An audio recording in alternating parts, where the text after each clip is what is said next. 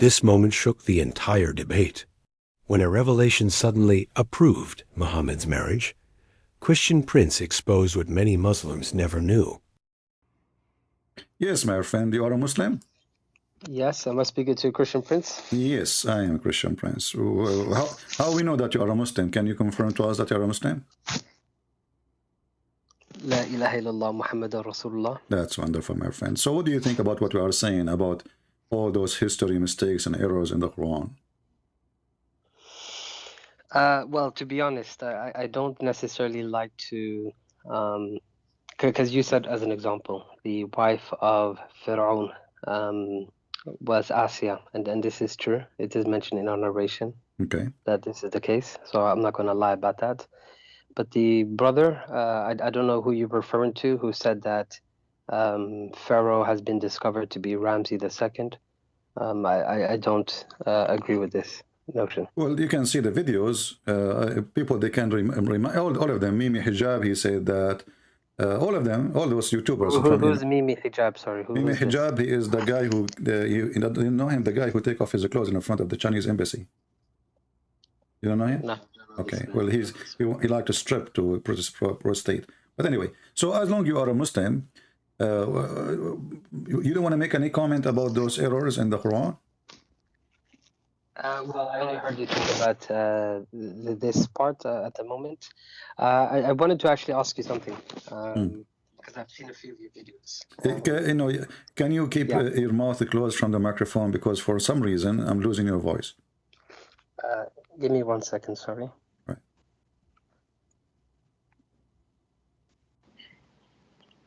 Is it better now? Yeah, it's better. Go ahead. Okay. Could you give me, let's say, either Qur'an, maybe let's stick with the Quran, and maybe you can use some authentic hadiths on why you think the prophet was either, a false prophet or a liar. Okay, let us first discuss what the word prophet means. What prophet means? I guess the better word to use is messenger of God, but prophet means someone who prophesies something. So is he a prophet or a messenger? He's a messenger of God. He's not a prophet. You see, then you're going to ask me what prophecies has he made? No. You see, come true. So you are denying now he is a prophet because you're afraid I'm going to ask you what prophecies he made. So no, he's a prophet. Okay, is he a prophet or not? He is, yes. Okay, tell me the prophecy he made.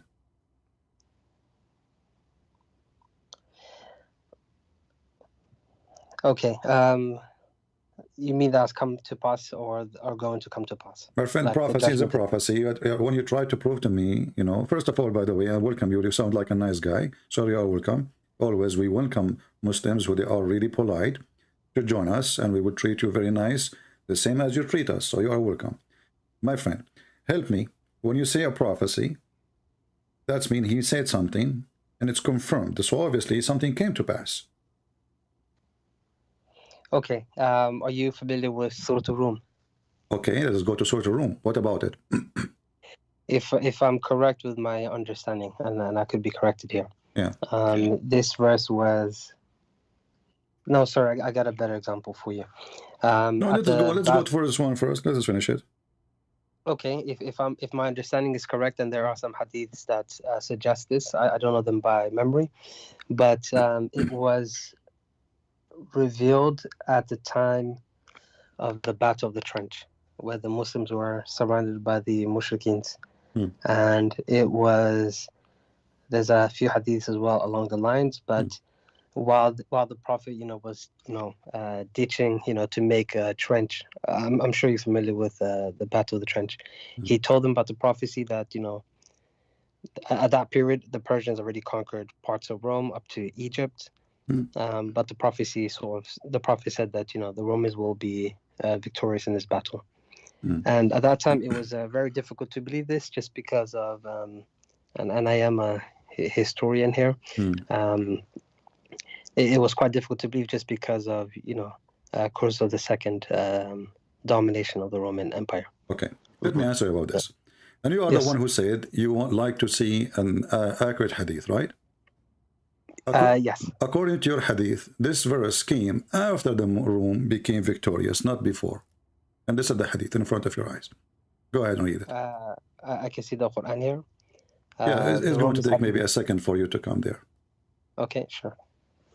Let me just make sure YouTube is live. Okay.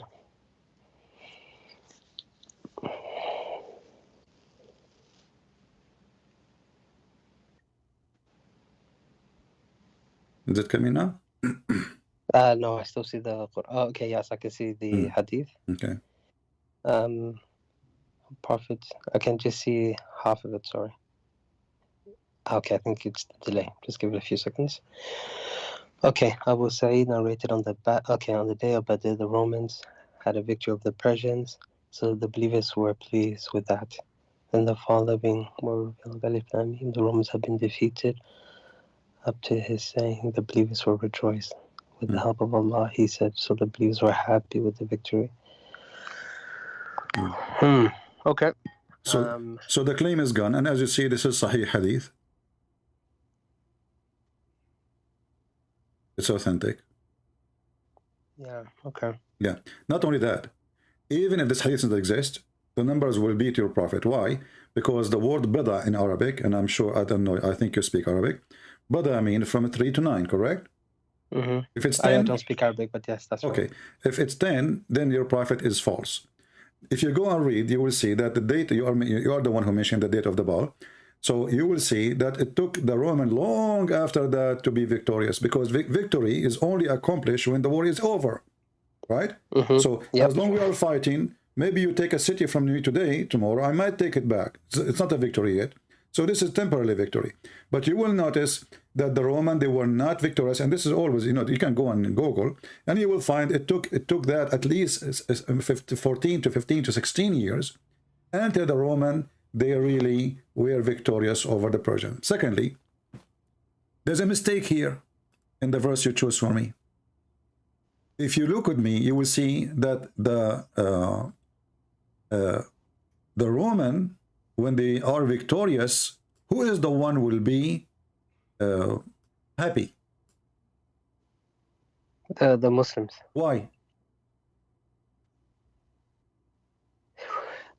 This is a good question. I don't know the Islamic. I don't know the position for it, but I would assume it's because, as you know, with history, after the Prophet died, they were able to quickly conquer both Roman and the Persian Empire. You see, the believers will be happy because the Roman are victorious, not because the Roman will be, you know, victorious, not because later the Muslim will be victorious over the Roman. No. No, but it weakened both empires, you see. No, this is not about, you know, because if you go and read the tafsir, you will see, because supposedly the Christians are believers and the Muslims are believers. So the Arab, they were making fun of Muhammad, saying to them, look like your God is not helping.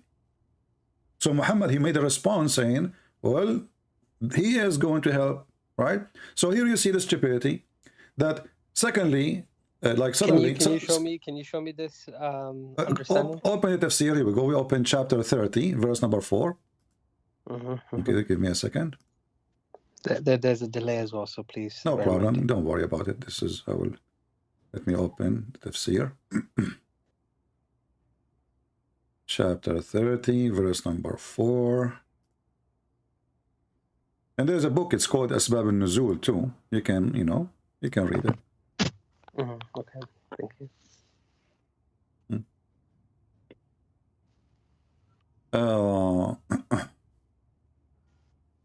Let us see, this is Jalalain.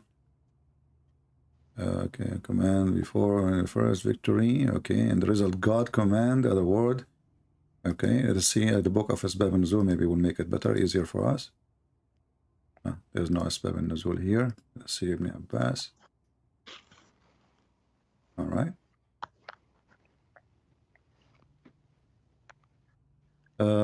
Okay, in a few years. Okay, in a few years, babe usually means between 3 and 9 years or 10 years.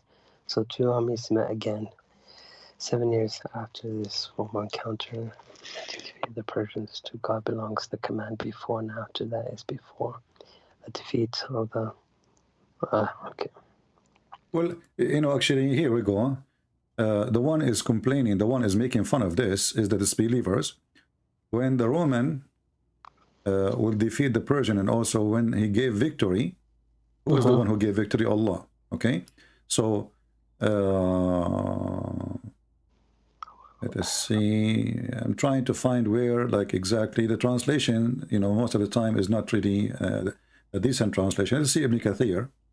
Here we go. Let's go to Ibn Kathir. Maybe Ibn Kathir will make it better.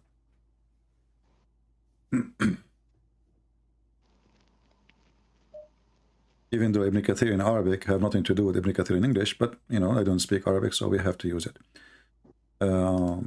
So this is Ibn Kathir in Arabic. Okay.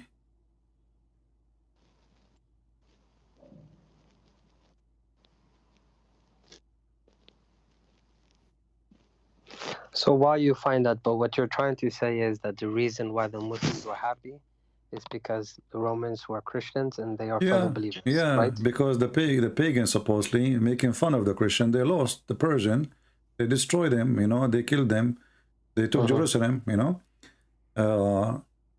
Okay, and Allah will help, you know, Allah will help who He will. So Allah, He helped the Roman. Okay, and for what reason? Let us see.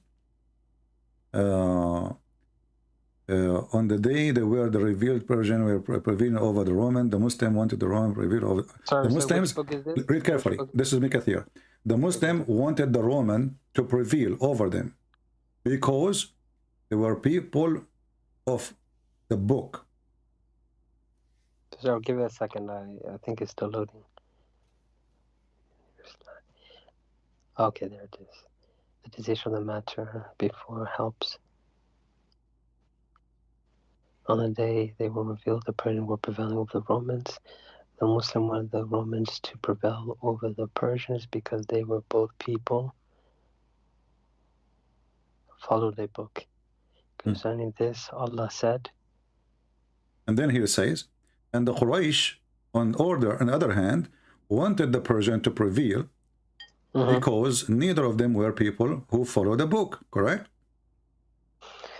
Yeah, that's right. There's a reaction. Okay, let us here see how silly is that. As long we are people of the book, and Allah will give us victory because we are people of the book.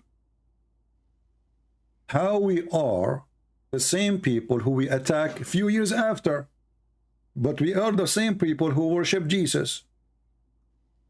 How the Muslim will be happy to see the people of the book victorious over the Persian if all of us we are going to go to hell anyway? Does it make a difference anyway? So here you see Muhammad, how he flipped apart. Muhammad, when he tried to make himself look like a Jew, and the Jew, they rejected him. So Muhammad, he decided to kill all the Jews and the Christians. Muhammad is like Obama. When he go to Egypt, he's a Muslim. He sit with the Christian church, he is a Christian, he hold the Bible. He sit with the atheist, he make fun of the Bible. That is Muhammad. He changed his skin, depending on the location. And now we need to ask you, as long this is the, you know, we are here. When the Quran says we are people of the book, do we have a book? As in Christians, yes, you guys have a book. What is our book? The Bible, the Gospels. What the Quran says about it, what it says, what is the name? The name of the Injil. Injil. But is it Injil is a Greek word? Injil is a...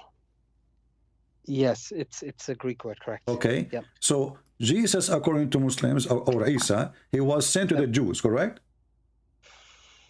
Oh no, I don't think so.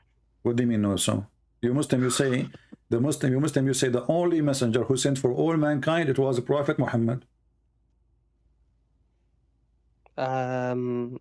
I know Muslims say this. I'm not going to deny this. I don't think there's a Quranic reference that explicitly states let us go this. to the Quran then. You see, I know your Quran better than your Prophet himself.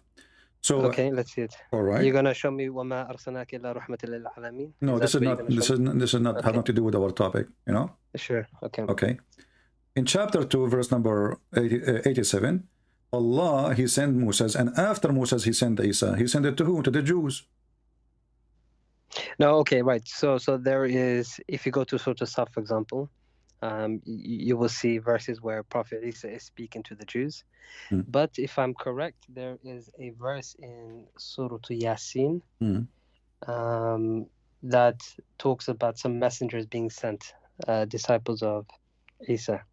But this is a contradiction. This is not a proof. This is a contradiction. This is what I'm trying to show you. Actually, thank you for helping me. So Allah, He sent a book. It's called Injil, which is a Greek language, to a person. His name is Isa, and he was sent to the Jews. So I am sent to the Jews, but my book is written in Greek. It's like saying I am sent to the Arab, and my book is in German.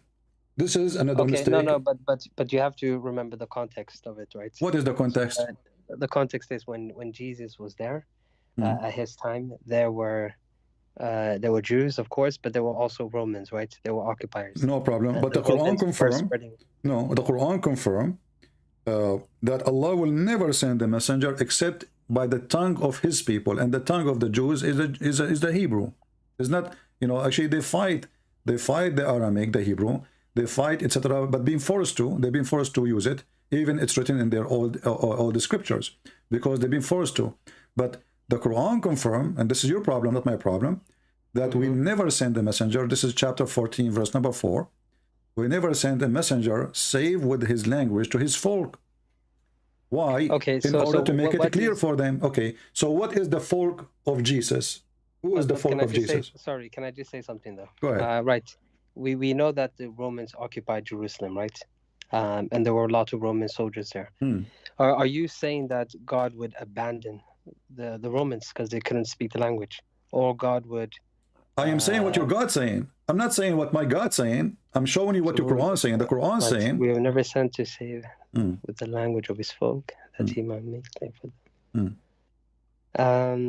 Can we see the interpretation, please, for this? Sure. Here we go. Which you want? Ibn Kathir, Al-Qurtubi, Al-Tabari, Al-Jalalain? Which one you want? Let's go with Ibn Kathir, please. All right. So chapter 14, verse number 4. And this is verse number 4. And here it says, we sent not a messenger except to the language. Okay, here it says, Allah kind and compassionate.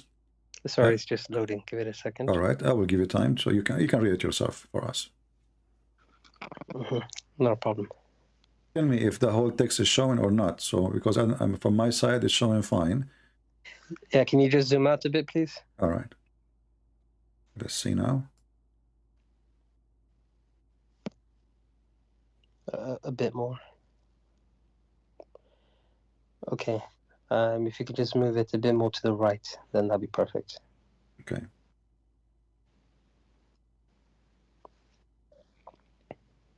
Okay, every prophet was sent with the language of his people, guidance, misguidance. Okay.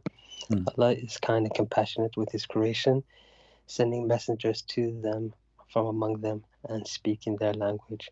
So they are able to understand the message that the messengers were sent with, Allah said, and then the verse itself. Okay.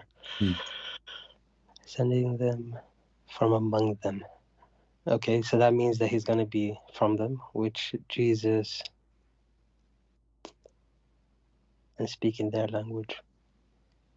Okay, was Jesus a Jew? His mother was. Yeah, and now let us confirm more stuff. If we go in the Quran, we will find this. Yeah. The Quran saying the following verse. Chapter 3, verse number 49. Isa speaking to the Jews, saying to them, I came to you from your Lord. To the Jews specifically. To the Israelis specifically.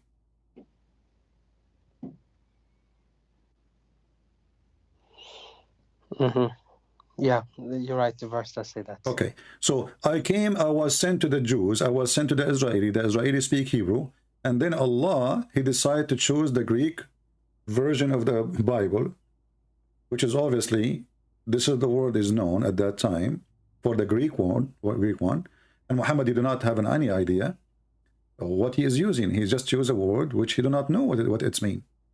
And he claimed that he never sent the messenger except to speak the tongue of his people, and he have to be from the people.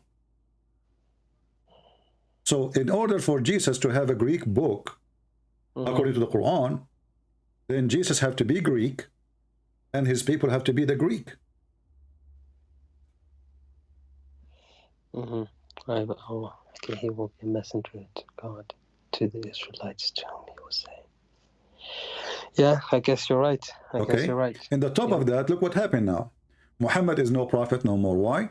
Because the Quran says that Allah, he sent him Rasulan lil Alameen, correct? To the mankind. He was sent as a mercy to the mankind, yeah. Yeah, he's a messenger to mankind too. Sirajan Mudiyan, Sirajan Muniran. So we send you as a light for mankind. But then when the Quran says in chapter 14, verse number 4, we never send a messenger to any except his own people. Why? So he can deliver the message to them in their language in order to do what? To make it clear. That makes sense.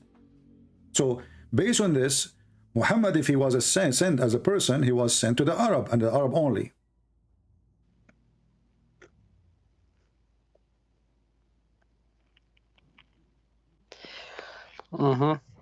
I follow your logic. Yeah. This is not my logic. This is logic of the Quran.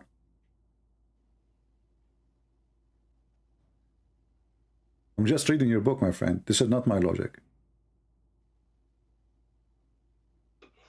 Okay. Because, and the verse is so clear. It says, we never, and he said that when Muhammad was a prophet already, correct? This is not after Muhammad, he died. Muhammad now is the one who delivered this message, saying to him, we never send a messenger. So Muhammad is included. No, this is a very strong argument, actually. I don't have an answer for this, but let me take this one away with me. And now, actually, we are not done. This will open more doors for more crazy stuff. Because the Quran says that Allah, he sent Muhammad to Mecca and what is around it. Is that correct?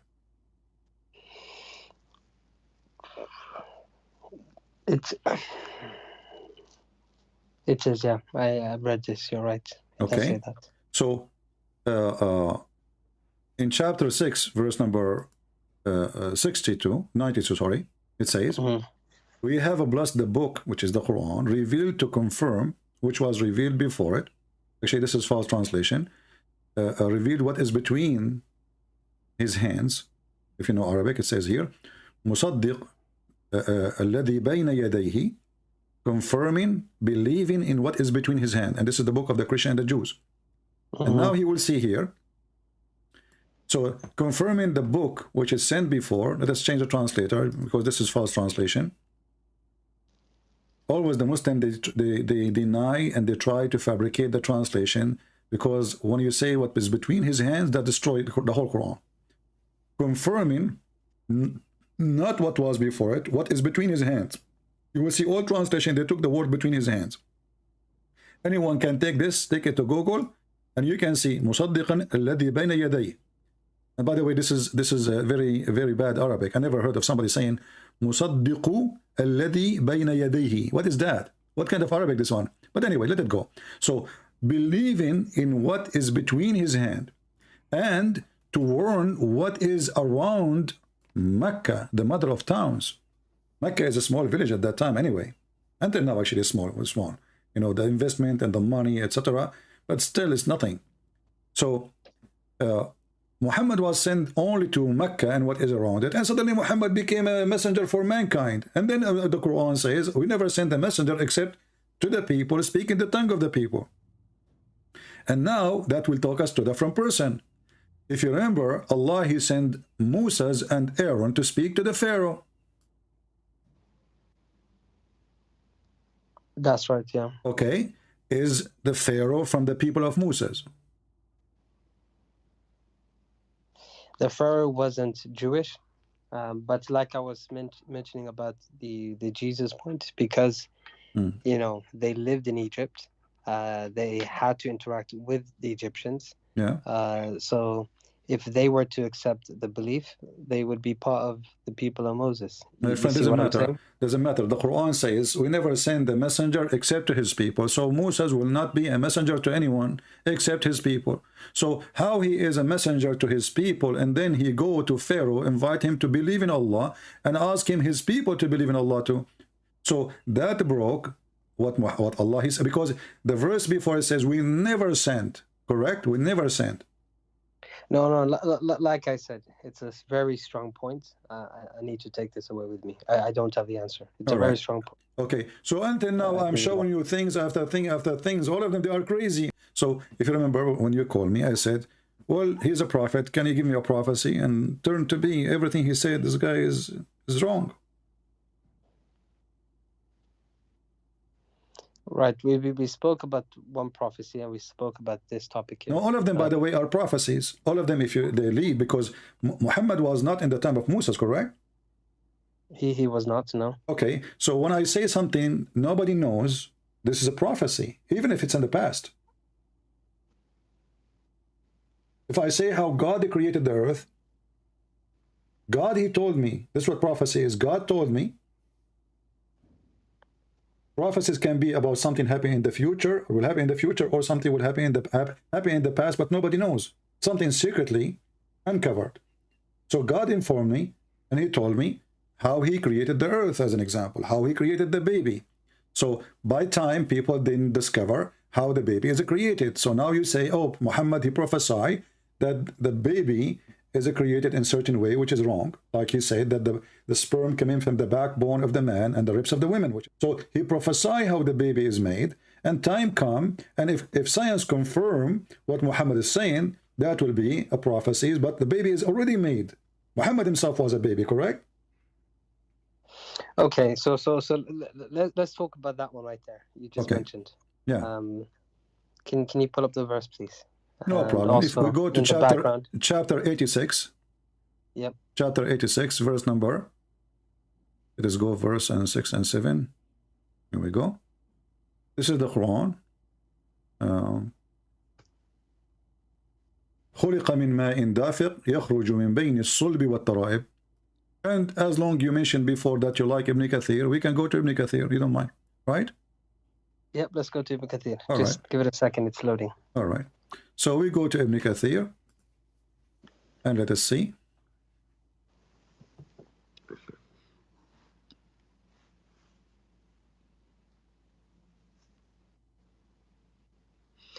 So he created... Yeah, give it time because it's going to load now. I'm opening Ibn Kathir. Proceeding between the backbone and the ribs. Okay. All right, this is Ibn Kathir. I put it for you on the screen. Let us read together. Just give it a second. Okay.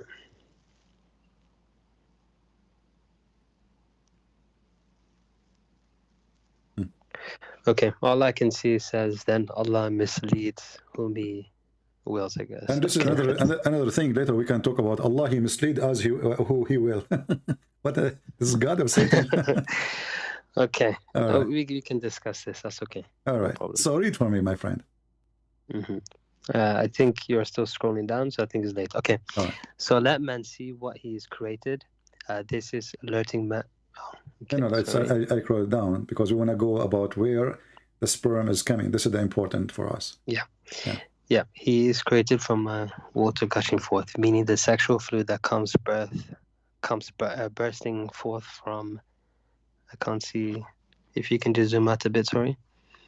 Zoom out? The man and just a little bit. Sorry. Yeah.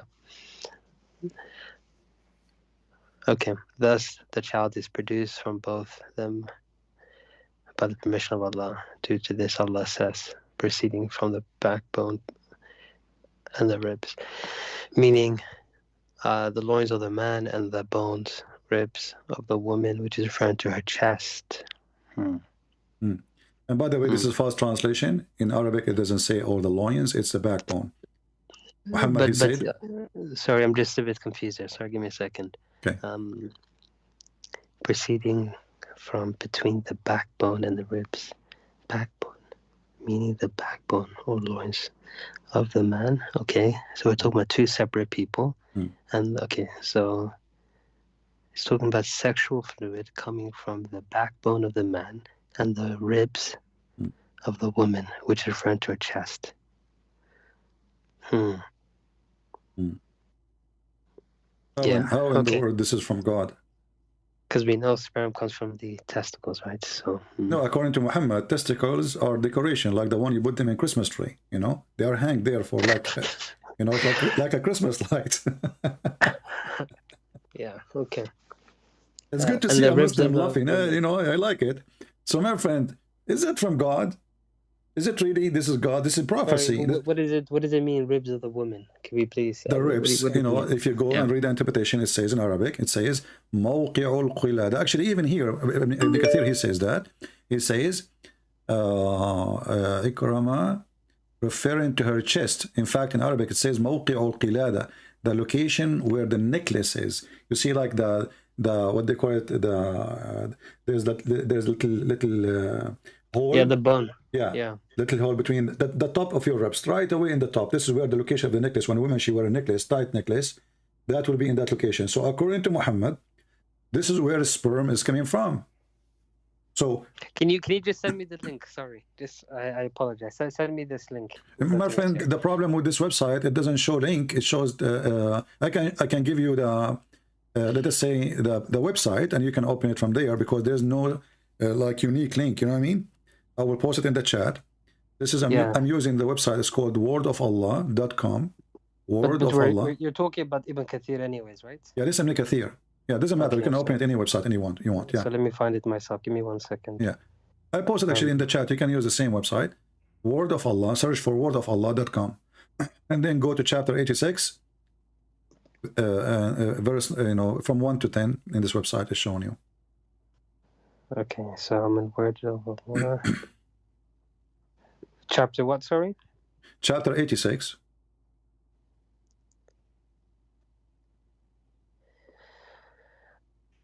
Yeah, okay.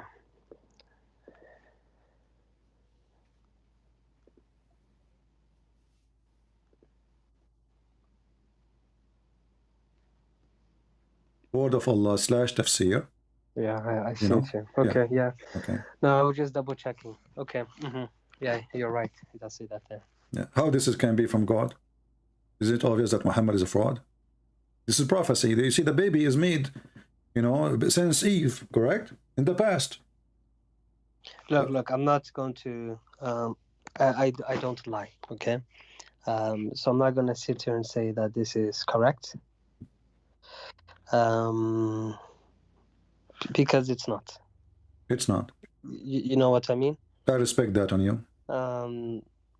So I'm not going to sit here and try to make up excuses. It's very clear. So why, my friend, you're still a Muslim then?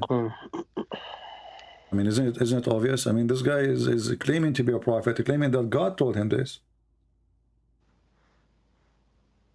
This is not hadith. We can go over it. We can run over it. We can say, you know what, maybe somebody put it there. This is the Quran.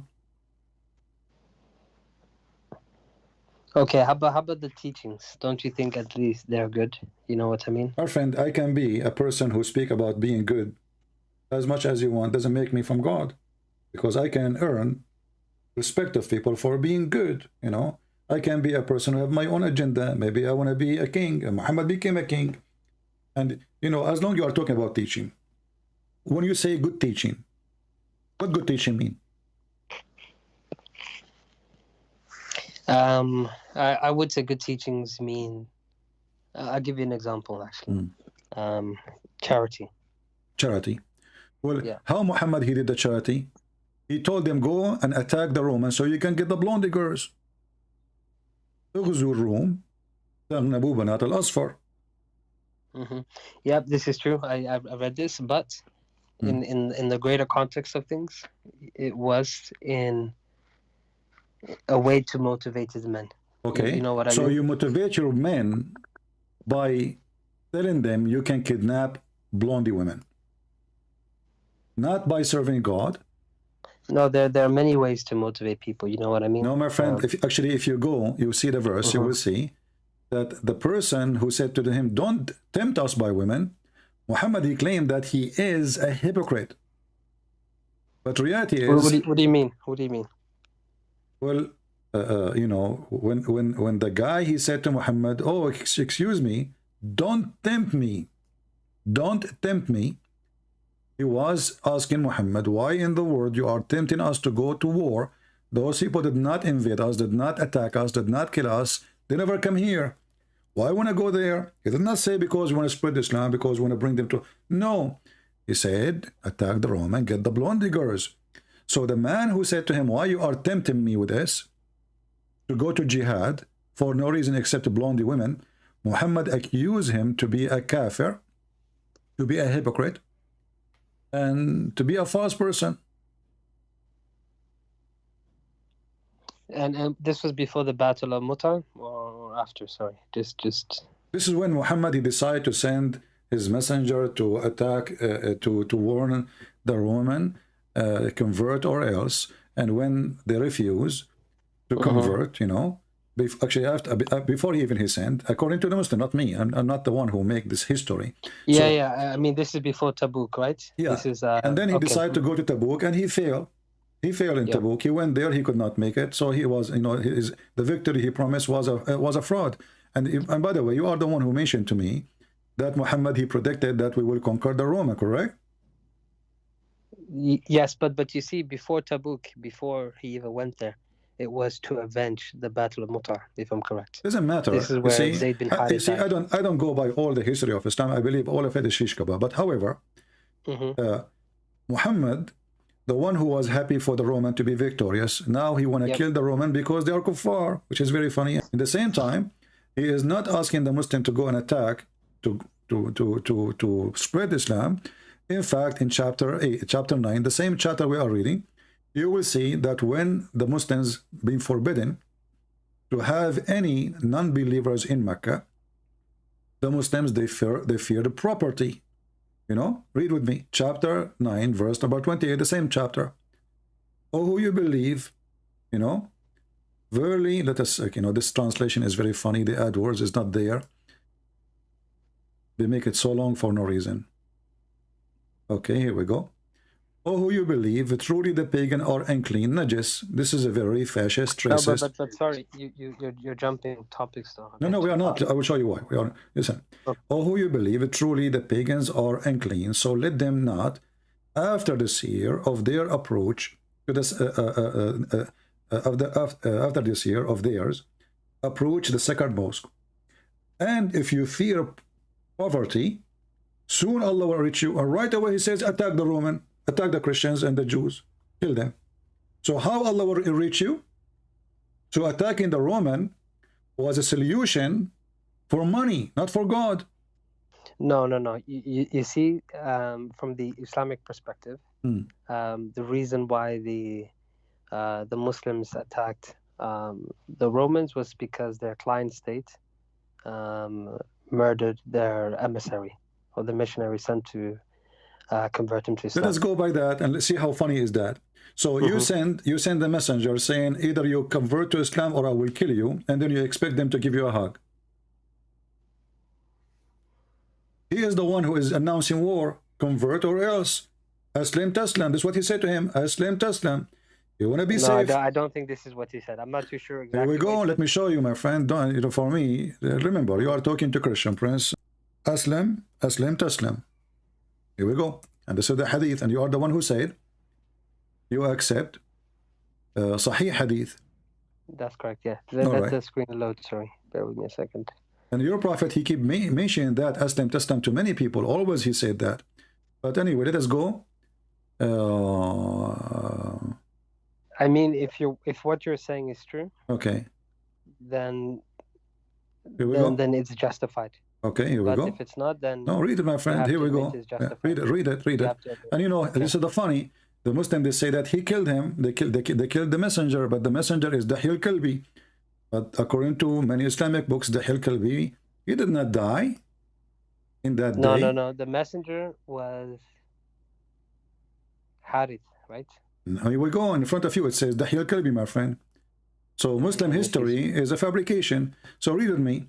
So Allah he sent to the governor of Al-Basra, in that time Hercules, whatever his name, And he said to him, in the name of Allah, the most merciful, the compassion, Muhammad is the slave of Allah, blah, blah, blah, blah, to Hercules, the ruler of the Byzantine, blah, blah, blah, blah. I call you to Islam. If you become Muslim, you will be safe. Sorry, it's just loading up. Okay. Messenger of Allah, which they had brought to the governor of Basra, which in turn passed it to Heraclius. Okay, that's the governor. That's right. He read it out, saying, in the name of Allah, the merciful, the compassionate, from Muhammad, the slave of Allah and his messenger, to Heraclius, ruler of the Byzantine. Okay, I guide you to Islam. If you become Muslim, you will be safe, and Allah will double your reward. If you turn away, then you incur wrong action of your subjects, O people of the book. Come to a proposition which is the same for us and you, and bear witness that you are a messenger, that you are Muslims. Sorry. So become Okay. Muslim, you will be safe. Otherwise, I will kill you. This is a threat. This is not a message of peace. It doesn't say I'll kill you, but it is threatening for sure. No, my friend. Aslam Taslam. Arabic is my first language. Aslam Taslam. That's what Muslim they say. Become Muslim, you will be safe. Otherwise, we will kill you. That's it. That's it. You know. So this is what you're saying. It says in Arabic, right? It's in Arabic and English too. You see, Aslam Taslam. This is literally translation for the Arabic. Become a Muslim. In English, become a Muslim. Says, oh, sorry. Continue. Okay, become a Muslim. Become safe. Safe from what? The guy, he's the king.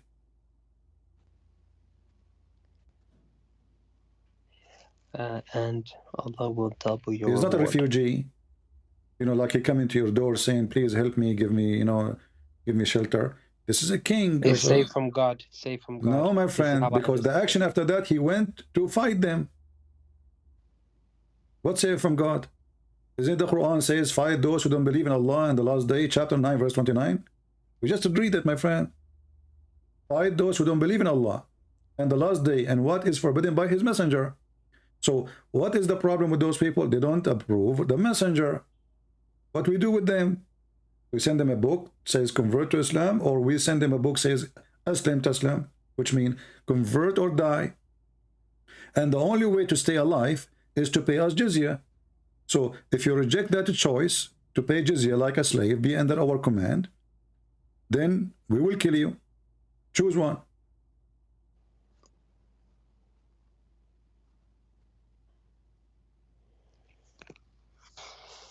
Okay. And as you see, you are the one who mentioned to me that Muhammad, he motivate his men by the blonde girls.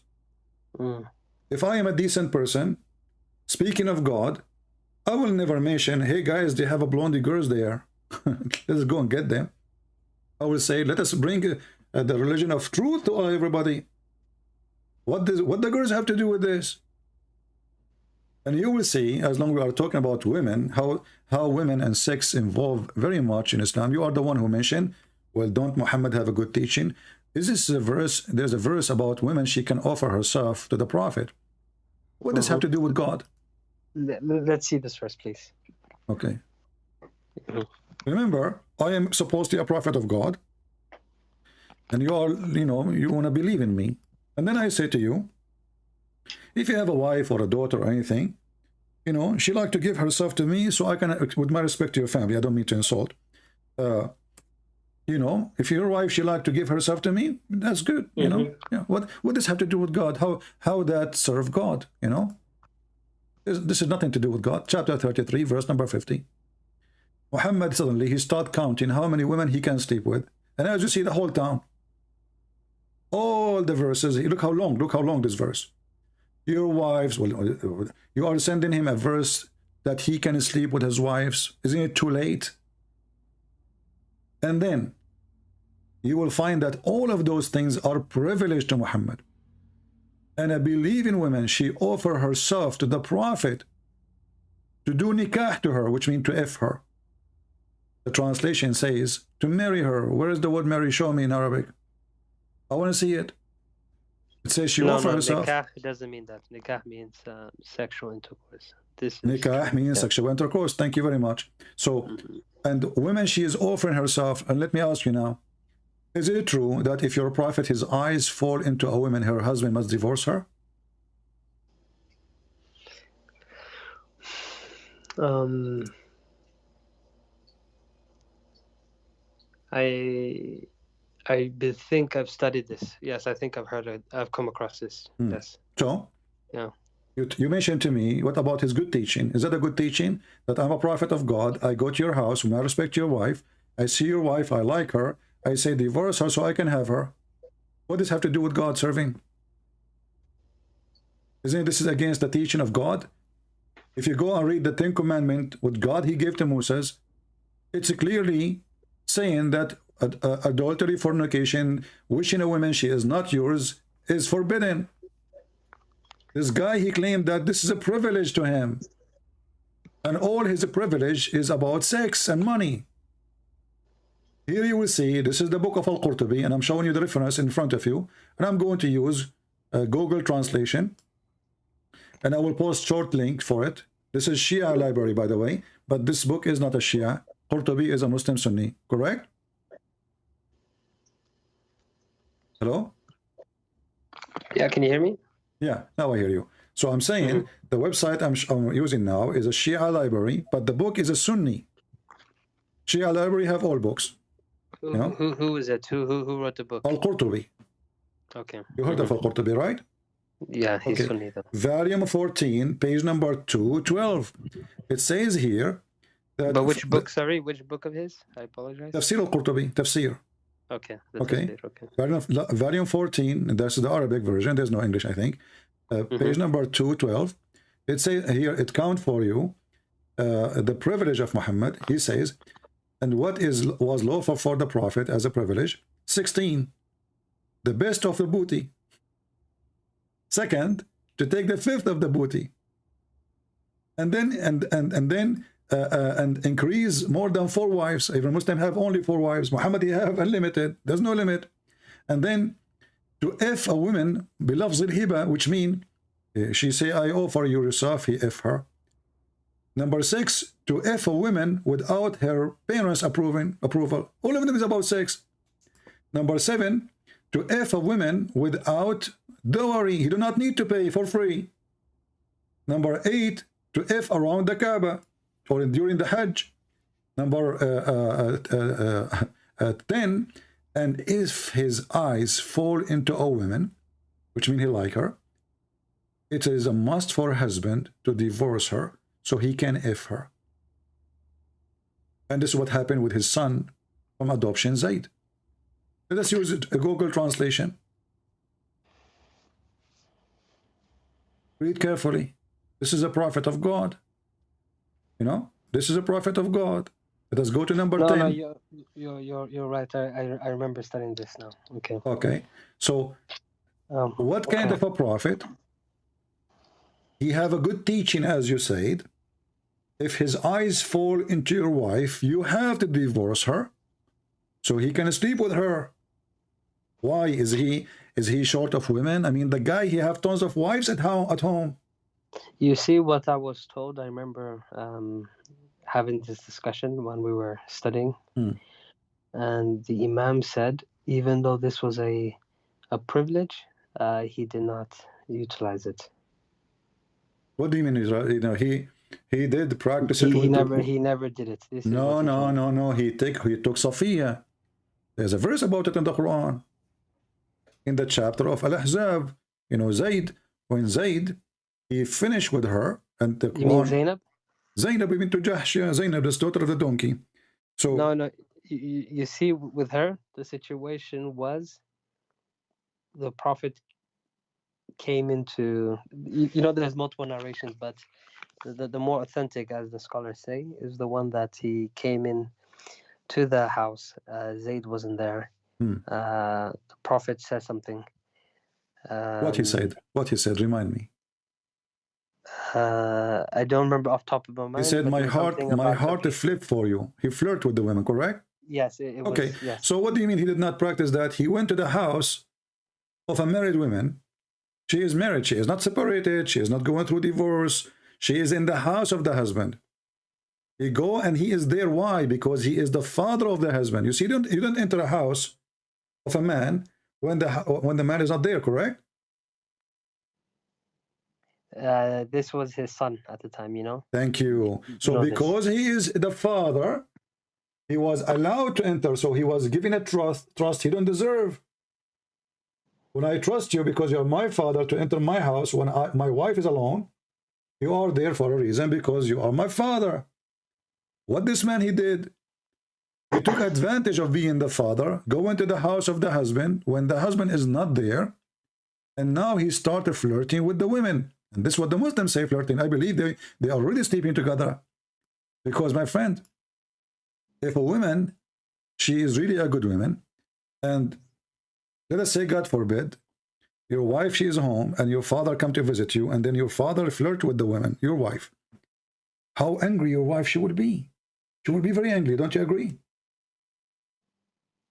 Yeah, she would be. But she is not angry, she is proud. You know? And then the interpretation says that when Zaynab, she told him, فَفَطِنَ, it says, فَفَطِنَ Zayd. So he got it.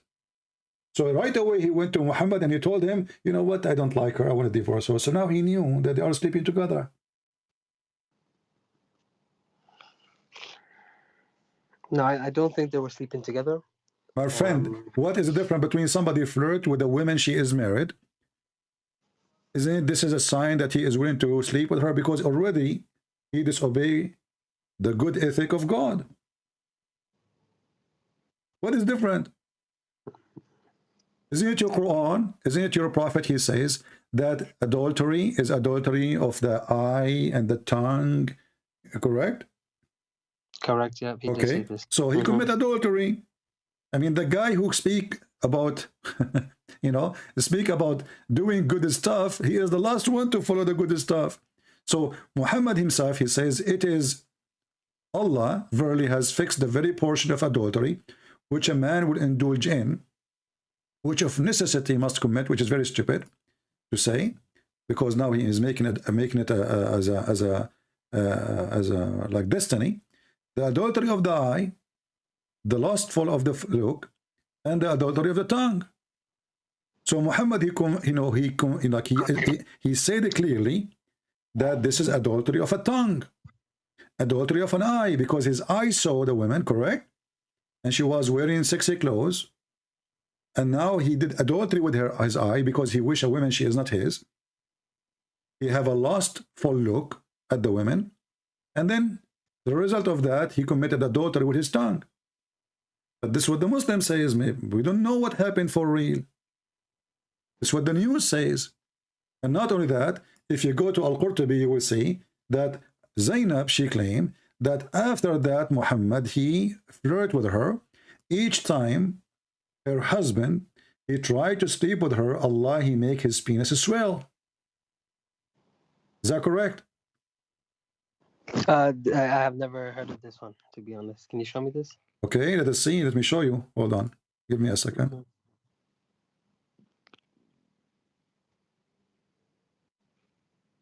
You see, the Christian, they say that Muhammad have no miracle. Here we go. He have a miracle. Allah, he made the penis of the husband swell. You know? Let's see.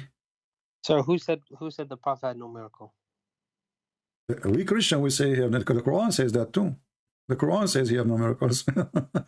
But in the Islamic tradition, his book, they say that he have. But let us see. Let us see what the Muslim they say. What Zaynab she said.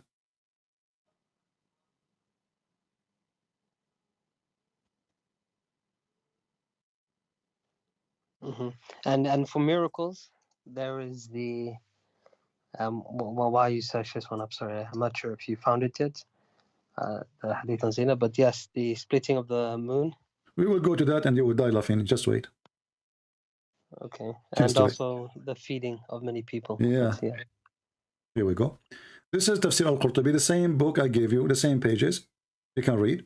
It says, أن زيدا تورم ذلك منه. Mentioned in a hadith coming from Zaynab that she said that Zaynab, Zayd, his penis is swell each time he tried to get close to her. Are you sharing your screen, sorry? Yeah, it's in the screen. Okay. Give it a few moments, sorry. Let me post the link. I will post the link too in the chat. And you, everybody can use Google Translation, you know. So here it says actually. Yeah, I can see it now. Okay. It says here, أمسى زيد فأوى إلى فراشه. So Zayd, he came at night. He went to his bed. And then Zaynab, she said, and he could not do it to me, which means he could not F her. وما امتنع منه غير ما منعه الله مني, and nothing make him not to be able except Allah. He forbid him. He could not do it. And then he says, إن زيدا تورم ذلك منه. So Zayd, his penis swell.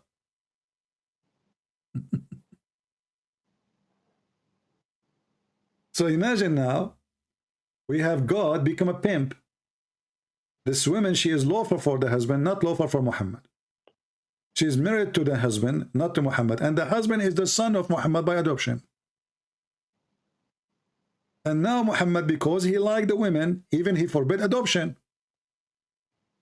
It was a turning point for Muhammad. Suddenly, adoption is forbidden.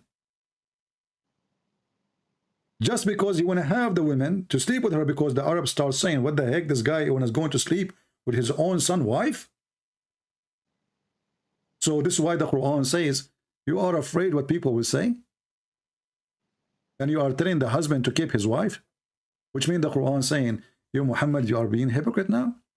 You are telling them, you are telling the guy, keep your wife, when Allah, he inform you that he want to give him, when you know, this is yours, take her. Where is the ethic? This is God. And let me post the link for everybody so anyone can use Google Translation, including you, when you speak Arabic. But you can feel free, you can take it to any sheikh in the mosque and let him read for you. Okay. You see, in the Old Testament, we have a story of David.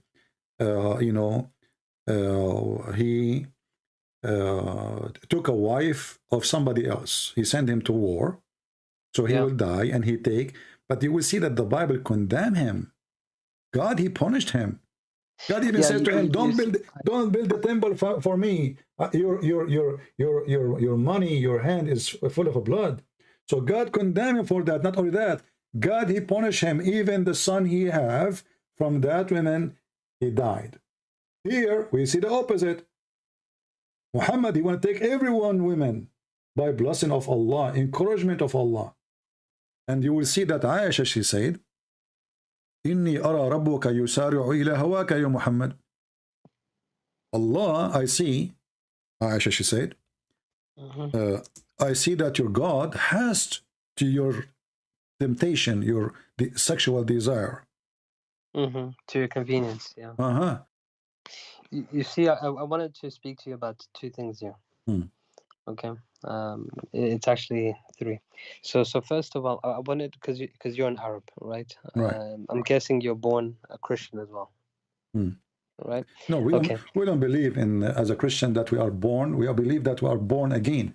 Born again mean you can be born of a Christian family, but does not make a Christian. You know, you are going to be Christian if you understand who is a Christ and you accept Christ as your savior. This is called born again. Go ahead. But what I mean is that I'm guessing that you lived your whole life in. Yeah, I understand. You know, okay, go ahead. Yeah. Okay. So now you've read the Quran in Arabic, right? Yeah. Do you? I've been told, obviously I don't speak Arabic, that it's a lot better in Arabic. In English, I always said it's not very coherent book. You know what I mean? The Quran is in Arabic, and in Arabic is way better, correct? This is what I was told, yes. Okay. But isn't it your prophet, he said, that Allah, he sent him the Quran in 7 ways or 7 letters? Okay, what is the reason? Muhammad, he claimed, what is the reason behind saving the Quran in 7 ways or 7 dialect? I don't know. Why? Because people cannot comprehend the Quran. So imagine You just said something. I find it very funny. I'm not making fun of you, but I'm making fun of Islam. That the Quran in Arabic is better, but as you see, the Quran in Arabic is worse because Allah, He need to rewrite the Quran 7 times in order to make the first Quran, in order to make the first Quran clear. But you know, as an Arab, when you read it, is it? My friend, he made it to the Arab. My friend, listen, the 7 Quran are in Arabic too, right? So Allah, He needed to write His book 7 times in order to make it clear, and until now it's not clear. So what kind of an author? He made a book, and the Muslim, they say that the Quran is amazing. It's amazing to the point we need to rewrite the book 7 times in order to explain the book. And after writing the book 7 times, nobody understands the book. You see, you're referring to the transmitters, right? Warsh. I am not. No, I'm not referring to any of this. You know, actually, even Muslim, they say those things that are different. The Muslim, they say to us that the 7 ways, it's just a dialect, like, you know, like you say the, I say za, or, you know, but it's not true. As an example, no, it's not true. You're right. Yeah. So if you go in the Quran, where the verse says وَالشَّمْسُ تَجْرِي لِمُسْتَقَرٍ لَهَا,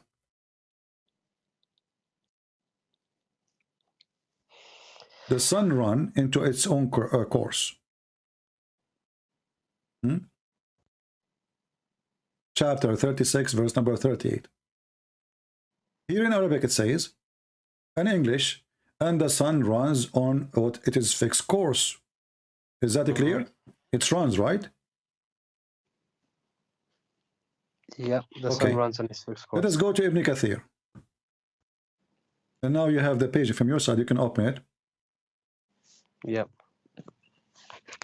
Let me just open on my side as well, to make it easier for you to not to wait.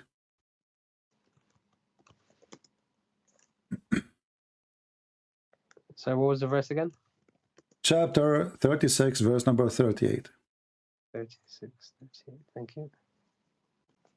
All right.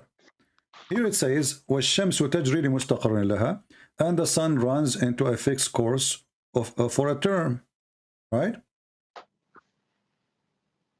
But in different but in different reading it says وَالشَّمْسُ تَجْرِي لَا مُسْتَقَرَّ لَهَا, the opposite meaning totally, and the sun runs with no fixed course of term. So which one of them?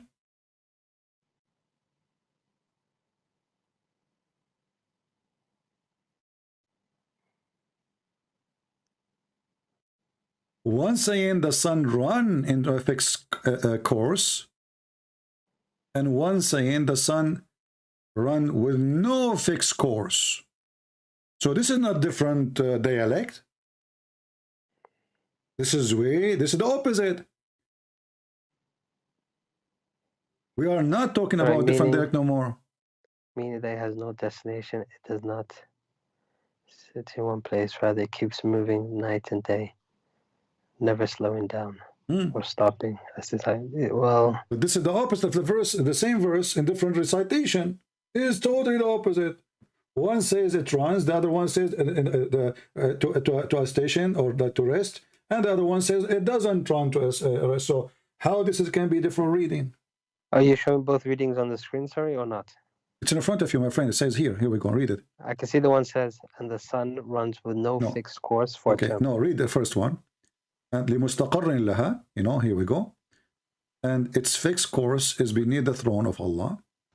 Here it's go down, it says, this is the verse, لِمُسْتَقَرٍ لَهَا, on its fixed course for term appointed, between two brackets, means it has appointed time and it will not go beyond that. Then if you go down, it says the opposite. And the sun runs with no fixed course for a term. Here, the sun runs with fixed course of a term. Which one of them? Okay. Yeah, it's a problem. This is not a problem. This is a joke. There's no way God, he says this both.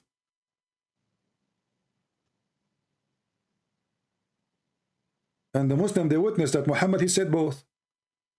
So Muhammad, he forgot what he said. He just add here la, and that make it no. Here he forget the la. So when the Muhammadan, they say, well, you know, different dialect does not mean different Quran, that's a lie. Because this is totally the opposite. Okay, I see what you're saying. So my friend, after all of this I showed you, isn't it this is enough for you? Be honest with me, to leave Islam?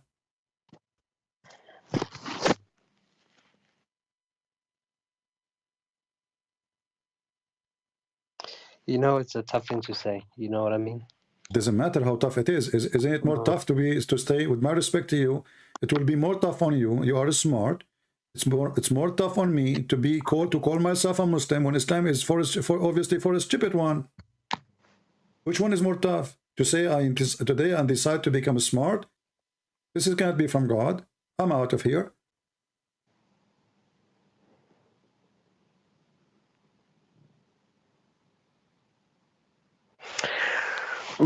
Okay. I agree. I agree. So do you agree to leave Islam, my friend?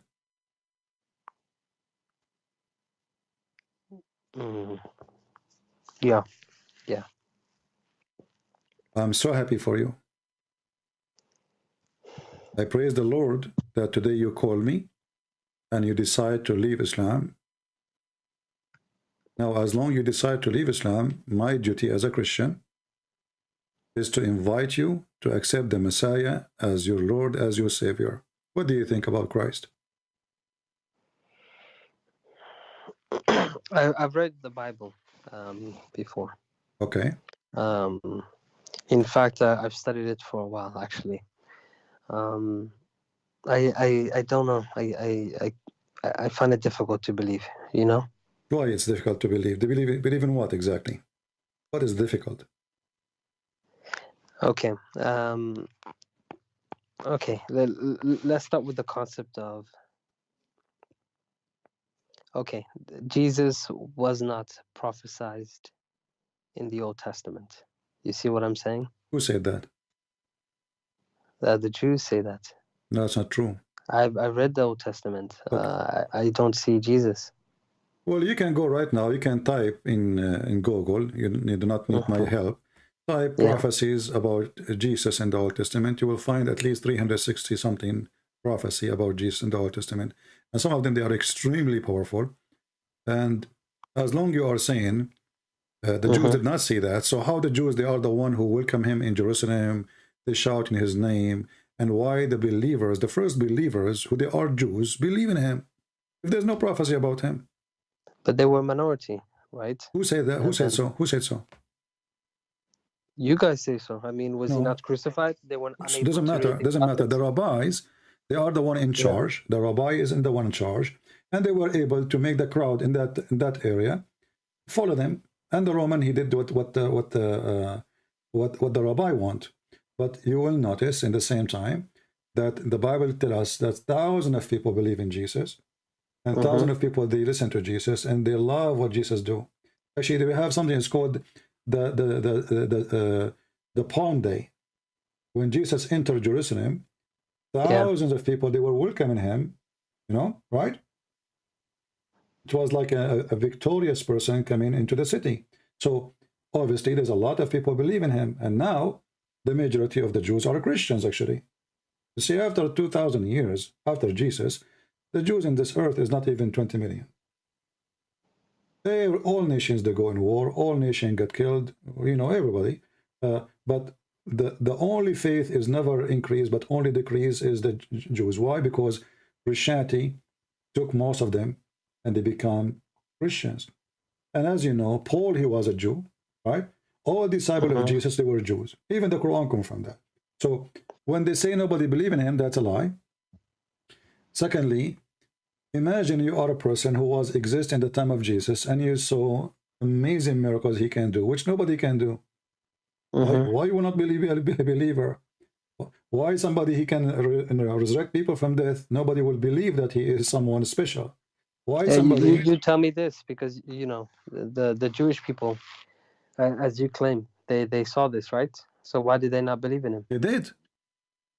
They The did. rabbis, they No, did not believe in him. my friend, who said that the rabbis did not believe? There's many that they believe, but there is big names, let us say, who they want to lose their authority. You know, there's always, you know, one day I was looking for a job, and I apply even for a taxi driver. Imagine, I'm a person who have degrees, but because you know you need to pay for your food, right?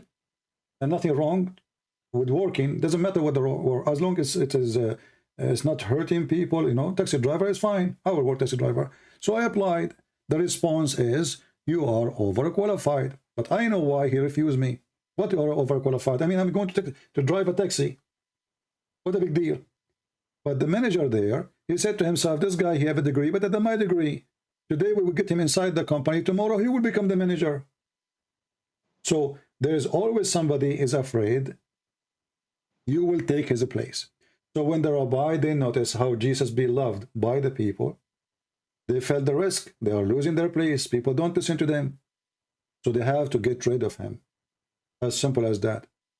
So when you say they did not believe in him, that is not really not true. Especially all the disciples are Jews. And the top of that, Jesus, he did miracles between the Jews and even between non-Jews, like the Aramaic people, who they are around. So, belief is a matter of something personal. But the reason you gave me is not a reason. As an example, I will use your reasoning. So how come the Jews or the majority did not believe according to you? Well, how come the Jews today, the majority believe in him? So if the majority is the one who decides if you are right or wrong, well, the majority today are people believe in free sex, smoking, drinking. The majority, correct? No, you see, the reason I asked this question wasn't because of this. It's because of two reasons. I've heard that Christians often, and I have to be honest, I have to go back and, you know, read the Bible again. No because, you know, when I read it from a, you know, Muslim perspective. You know what I mean? I understand. But, you know, when you guys talk about the Old Testament, like when I read the Old Testament, the New Testament, I would see the prophet in places he shouldn't have been in. You know what I mean? No, I don't know. This is why. Okay, so Christians often, you know, you guys say that Isaiah 53:5 is referring to Jesus, correct? Right. But I was watching a video where a rabbi was explaining that this isn't referring to Jesus, but it's talking about the nature of the Israelites in general.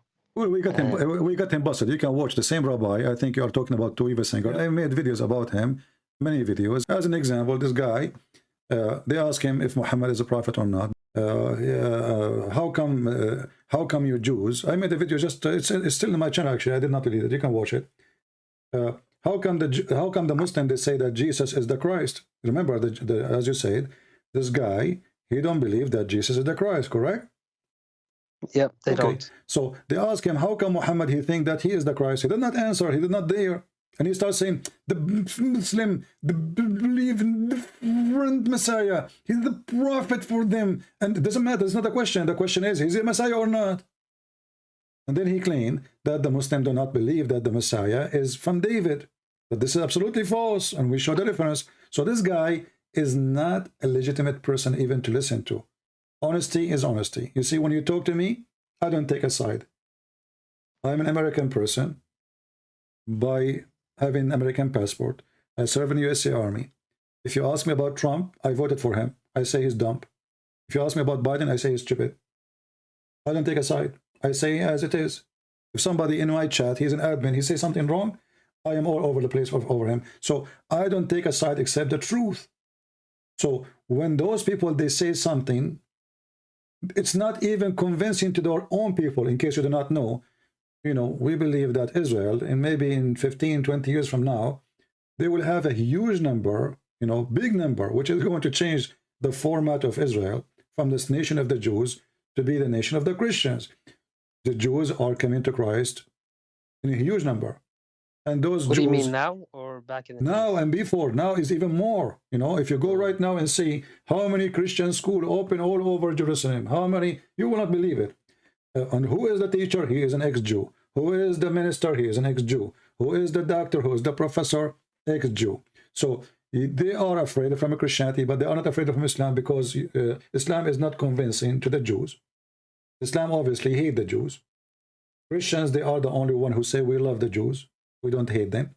So Christianity is very attractive to the Jews. Islam is not. So the Jews, like this rabbi, they made Christianity #1 enemy to them, but they fail miserably to convince anyone. When the Old Testament says that the virgin will give birth, this guy, he says the translation of the Christian is false. It says a young woman will give birth. If the sign is, it's a sign. If the sign is a young woman give birth, well, all young women, they give birth. there's millions of them every day. So where is this prophecy? Where's the reference? I made a video about it. You can go watch it, you know. So okay, I'll check it out. Yeah. So when he say that the Messiah or the Christian, they say that a young woman, she will give birth, when in fact it says a virgin, because it's a miracle, you know. Not every woman can do. If women they can do that, that's mean all women can do that. This is not a sign. This is not a miracle. So he lie and they lie when they say it is not a virgin. If it's a young woman, that is actually even against the Bible. Why? Because how God, he claimed that I'm going to give you a sign, which is a miracle, and the sign is a young woman, she will give birth. No, that wouldn't make sense. I agree. Yeah. So he lied about it, because that will not be a miracle and that will not be a sign. My mother, she gave birth, she was young. She must be Mary then, you know, and I must be the Messiah then. So you know, when those people, they try to refute, they are bankrupt. The same as the Muslim, they try to refute us. I don't see really any different. You know, if you want to go, you try always to find how much legitimate is what they are saying. You know, just think about it. Don't listen to the Christian. Don't listen to the Muslim. Don't take a side. Don't listen to the Jews. Just think carefully, and you investigate. You go search. You know, the Hebrew is there. The dictionary is there. You open dictionary, you read it, and then if the word mean what they say, that's mean they are right, and the Christians are lying. If not, then the Christians is right. No, that's fair. Okay, You see, my friend, everything I was with you, I showed you reference one by one. Yeah. Right. So when a Jewish rabbi, he says, like in Isaiah 7, that this is not about Mary, she is being a virgin, we laugh, because that will destroy even the verse meaning. For God, he will not make you promise that a young woman will give birth, for that will goes to 1 million of women, and then how we will know who is the Messiah? It have to be an amazing miracle. Something never happened before. Or there's only one Messiah. There's no two Messiah, there's no three Messiah, there's no four Messiah. So if it's not about a virgin, it's about a young woman, then there's no prophecy, and there's nothing said there. For all young women, any woman, she is young, you know, and the word young is very flexible. You know what I mean? No, I mean I agree with the explanation. It wouldn't make sense. But okay, I need to. I can't make a decision on this now, as you can imagine. No, my friend, that's okay. Well, for me, I do my best to invite you. Feel free to communicate with me if you like to go read the Bible, and you know, you can call me anytime you wish. I'm so happy for you now that you decide to leave Islam and you are free from Muhammad. Can you just clarify one thing, sorry, for me? Go ahead. Okay, you know, in Islam they have the 5 pillars, right? They have what? So Muslims have the 5 pillars, right? Shahada, Salah, Zakat, Sum, Hajj. Yeah. and they pray 5 times a day. Well, do you guys as Christians have an equivalent for these things? First of all, you cannot limit believing in God in 1, 2, 3, 4. That is a false teaching, and I will tell you why. Because the Bible, like when they asked Jesus about God, about he said to them, to wish to others what you wish to yourself. That is the book. That is the book. That's the law. So it's not 1, 2, 3, 4. It is if you are really being as God he wanted you to be or not. So 1, 2, 3, 4 does not make any difference for me. If I follow all those steps like the Jewish rabbis, who they are so conservative, they don't touch a food if touched by a human being other than the Jews. They don't touch a food if it's touched by a woman, she has menstruation. They are very, very, very strict in many things, but all of them, they are silly. And Jesus, he described them. He says, well, you know what? If the cup inside is so dirty, you swallow it, you drink it, no problem. But if little thing outside of the cup, you complain about it. So we don't want to be like the Muslims who follow point 1, point 2, point 3. We follow the holy God. And the Bible says, be holy like your Father. So when you are working in that direction, you are following all the point, not point 2, not point 1, not point 3. He is holy. You are ordered to be holy, which means you are not perfect, you commit sin, but you fight hard in a direction to be holy like your Father. And this is what Jesus is about. Whoever believe in me and I will live. Believe in me mean anything Jesus said, anything Jesus did, anything Jesus he wanted us to be. Not point 1, not point 3. When you say Shahada, you are saved. This is why Jesus, he said the opposite. He said, not everyone says to me, Lord, Lord, will enter the kingdom of my Father, but the one who do his will. So you can say Shahada as much as you want. You can repeat things as much as you want. And actually, Jesus, he said to us clearly, don't pray like those hypocrites who repeat words, and they like to pray in the corners. So we do not need to pray in the corner. Go to your closet and pray in the closet, so nobody will see you except your Father in heaven. So Jesus, he forbid us from being hypocrite. Jesus, he forbid us from being following Shahada. He ordered us to walk his step, not to say words. But did Jesus say what you just said at the end? About don't pray like, showing off. Did he say this? Because this is a very good teaching. Yeah, like don't pray in the corner. Don't play. Let me pull the verse for you. Please, because this is what they do. You know what I mean? Like a Muslim once asked me, why you don't see you? Why you never said I'm going to go to pray? And if you go right now, you see all my videos. I never said I'm going to go to pray. But do Christians really pray or not? Does that mean Christians, they don't pray? We pray, but we are forbidden from bragging about it, because simply those who do that, they are the hypocrite. They want to show the people that they are praying to God.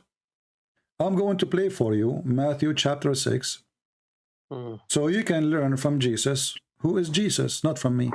I mean, who can teach? It takes a long time. So what is it, Matthew? No, Matthew chapter 6. Matthew chapter 6, And I don't know if the sound will come to you now if I play it. Let me know if the sound is coming to you. Matthew 6. Do you hear the sound or not? Take heed that ye do not your alms before men. Okay, do this, my friend. Mute Skype. Mute Skype, yep. Just for, and watch the chat, and when people, they say to you, unmute. Actually, when the sound of the Bible stop, unmute, and you will be talking to me. So mute Skype and unmute YouTube, so you can hear it. And we will play Matthew chapter 6. Be seen of them, otherwise ye have no reward of your Father which is in heaven. Therefore, when thou doest thine alms, do not sound a trumpet before thee, as the hypocrites do in the synagogues and in the streets, that they may have glory of men. Verily I say unto you, they have their reward. But when thou doest alms, let not thy left hand know what thy right hand doeth, that thine alms may be in secret, and thy Father which seeth in secret himself shall reward thee openly. And when thou prayest, thou shalt not be as the hypocrites are, for they love to pray, standing in the synagogues, and in the corners of the streets, that they may be seen of men. Verily I say unto you, they have their reward. But thou, when thou prayest, enter into thy closet, and when thou hast shut thy door, pray to thy Father which is in secret, and thy Father which seeth in secret shall reward thee openly. But when ye pray, use not vain repetitions, as the heathen do, for they think that they shall be heard for their much speaking. Be not ye therefore like unto them, for your Father knoweth what things ye have need of, before ye ask him. After this manner therefore pray ye, Our Father, which art in heaven, hallowed be thy name. Thy kingdom come, thy will be done, in earth as it is in heaven. Give us this day our daily bread, and forgive us our debts, as we forgive our debtors. And lead us not into temptation, but deliver us from evil. For thine is the kingdom, and the power, and the glory, for ever. Amen. Amen. For if ye forgive men their trespasses, your heavenly Father will also forgive you. We'll stop here. You will notice right away that this is the opposite of the teaching of Muhammad. 100%. They love to pray in the corners. They love to show themselves. They even put a rag on the top of a car. They go and they pray in the middle of the square. I remember when I was a kid, I visited a Muslim child in my age. When I go to his house in the cold winter, his father, he opened all the windows, so the neighbors will see through the balcony that he is praying. And I say to the kid, why your father opened the windows? You know, so cold. And then I learned from this kid a lot of tricks the Muslims they do. In the month of Ramadan, when we go to his house, we eat cookies. You know, we are kids. We eat cookies. We drink tea, you know, yeah. And then now we want to leave. And then he said, stop, stop, stop. And he grabbed some salt and he put it on his lips. So why you do that? He could not answer, because if he move, if he talk, the salt will fall down from his lips. And then I asked him, what you do? He says, because now people will see that we have, you know, we were eating and our lips is not dry. So put salt, so nobody will know, your lips will be dry, and people will think you are fasting. I said, how you know that? He said, my dad, he do it, my mom, she do it, the whole family do it, you know. Once his father was sitting in the couch, he was hitting his head with a rock, little rock. This is really crazy. Why he's hitting his head with little rock, little tiny rock? And that caused a dark spot in his head. So it looks like he prays a lot. Huh? So I asked him why he's doing that. Well, I'm just a kid learning, you know. Yeah. So he said, so people will think that he is, you know, this is to leave a mark in his head, so that, you know, like supposedly he pray a lot. Yeah.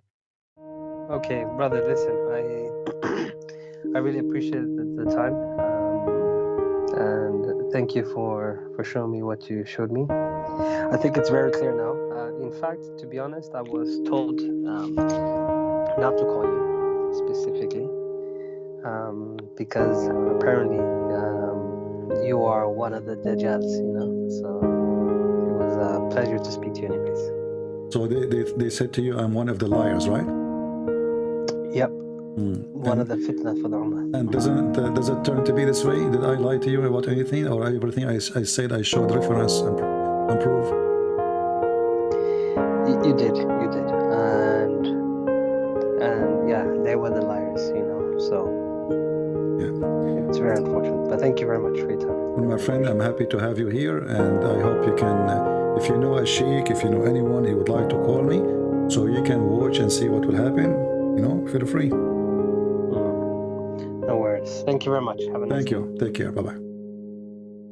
In this debate, the caller tried to defend the story of Zaynab, the wife of Zayd, Muhammad's adopted son. But when Christian Prince showed that her revelation came right after Muhammad desired her, the caller froze. The Qur'an verse seemed to justify the marriage, and that's what made it controversial. You can feel the tension in the caller's voice. Confusion, disbelief, the realization that something divine shouldn't sound this personal. This is where truth and emotion collide. When men start shaping revelation to suit desire, faith loses its purity. The Word of God is clear about purity of heart. James 1 verse 14 to 15. Each person is tempted when they are dragged away by their own evil desire and enticed. Then, after desire has conceived, it gives birth to sin. And sin, when it is full grown, gives birth to death. Unlike man-made excuses, God's Word exposes the heart. He never bends holiness to satisfy human passion. When you look at this story, don't just see a debate. See how easy it is for people to twist divine authority for personal comfort.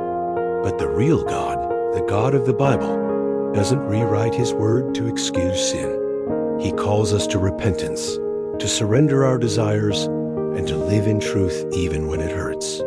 If God didn't spare His own Son, but gave Him up for our redemption, that's proof that holiness can never be compromised. Heavenly Father, we thank You for Your unchanging Word. Protect our hearts from deception, and teach us to love truth more than comfort. Help those who are still blinded by man-made revelations to see the light of Christ. In Jesus' mighty name, we pray. Amen. If this debate opened your eyes, don't stop here. Share this video so others can know the truth. Subscribe for more eye-opening moments that reveal the difference between man's word and God's word. The truth will always stand, no matter how many times men try to rewrite it. God bless you, and see you in the next debate breakdown.